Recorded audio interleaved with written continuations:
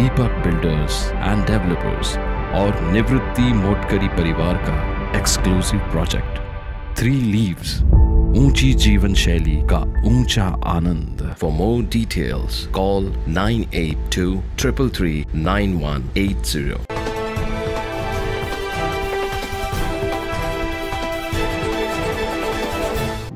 एकीकडे 19 फेब्रुवारीला होणारी शासकीय गोदा आरती ही पुरोहित संघाकडूनच केली जाईल अशी भूमिका ग्रामसभेद्वारे नाशिकच्या पुरोहित संघाने घेतल्यानंतर दुसरीकडे आता रामतीर्थ सेवा समितीने देखील आपली भूमिका स्पष्ट करत 19 तारखेला गोदाकाठी रामतीर्थ गोदा सेवा समितीच गोदामाईची आरती करेल असा इशारा दिलाय।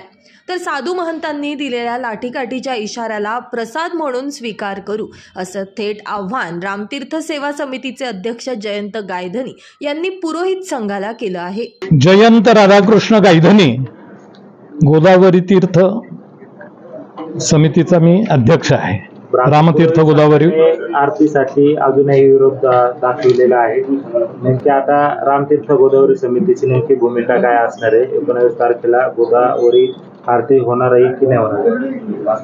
सर्व गोदा भक्तांना बरोबर घेऊन 19 तारखेला गोदा जन्मोत्सव आणि शिवजयंतीचा मुहूर्त लक्षात घेऊन आपली आरती जोरदार पद्धतीने होणार आहे अशी समितीची भूमिका आहे।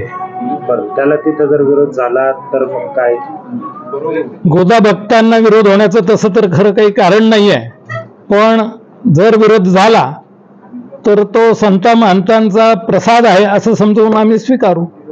ज्यांनी लाठीकाठीची भाषा केली आहे ते महंत आहेत आणि तो प्रसाद महंतांचा। तुम्ही निधी गोळा करा आणि पुरोहित संघाकडे द्या अशी भूमिका पुरोहित संघानं घेतली असून यामुळे हा वाद सुरू असल्याचं यावेळी रामतीर्थ सेवा समितीच्या वतीने स्पष्ट करण्यात आलं।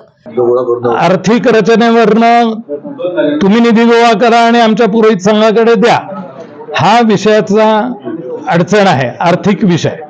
असं कोणतीही संस्था करू शकत नाही की पैसे आपण गोळा करायचे आणि दुसऱ्या संस्थेला ते पैसे द्यायचे, असं होऊ शकत नाही। त्यामुळे त्याला पूर्णतः आम्ही नकार दिलेला आहे। दरम्यान एकीकडे साधू महंतांनी गोदा आरतीचा मान आपलाच असल्याची ठाम भूमिका घेतल्यानंतर दुसऱ्या बाजूला रामतीर्थ गोदावरी सेवा समितीनं आरतीसाठी जय्यत तयारी सुरू केल्यानं 19 फेब्रुवारीला पुरोहित संघाविरुद्ध रामतीर्थ गोदावरी सेवा समिती असा संघर्ष बघायला मिळणार की साधू महंत आणि समिती पदाधिकारी एकत्र येऊन गोदामाईची आरती करणार याकडे आता संपूर्ण नाशिकचं लक्ष लागलंय।